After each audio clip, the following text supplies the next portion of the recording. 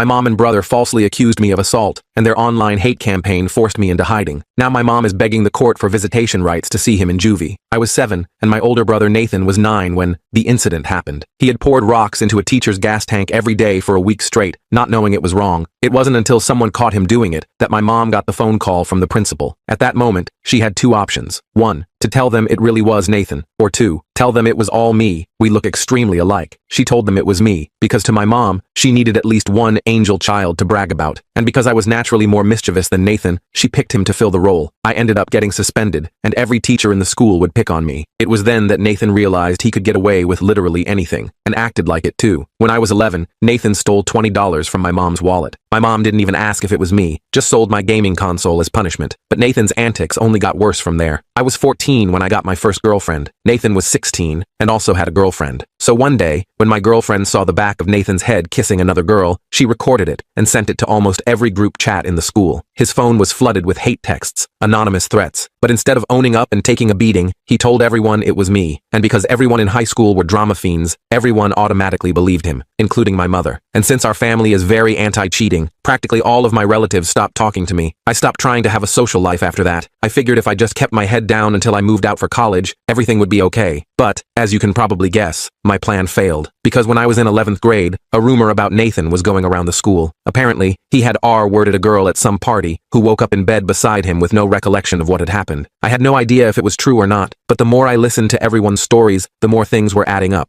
I began to hatch a plan to make him confess, but my plans were interrupted, because a week after the rumors were born, people were threatening to beat me up after school. Eggs were thrown at me as I walked home. It wasn't until one guy threw a punch during lunchtime that I realized what was going on. Nathan had somehow convinced everyone it was me. I went home early that day, not knowing what the F to do. I remember living with so much fear, I didn't even want to leave the house. But when the weekend came, things took a dark turn. I got a notification that I was tagged in a post on Instagram. But when I clicked it, my heart dropped. The account was anonymous, but was followed by nearly everyone in school. The caption was my home address, phone number, email, all followed by an in-depth description of who I had violated, and just how I had done it. I almost threw up with stress. My hands and feet were ice cold. I tried to scroll through my WhatsApp to see if there was anyone I could reach out to, but there was only one. The only person who didn't blame me for Nathan cheating on his girlfriend. My dad. I hadn't spoken to him in almost 10 years, but when I called, the first thing he asked was if I wanted to come over, and he'd pay for the Uber. I breathed a sigh of relief and left immediately. On the way there, I passed by 4 Toyota Corollas filled with angry 18-year-olds, all heading towards my house. Luckily, they didn't see me, and I knew I would be staying at my dad's for a while. When I got there, he didn't even ask why I had reached out. He just gave me a big hug and played Polar Express on the TV, my favorite Christmas movie from when I was 5. But the second Tom Hanks started narrating, I burst into tears. Tears soon turned into hyperventilation, and within 2 minutes, I was having a full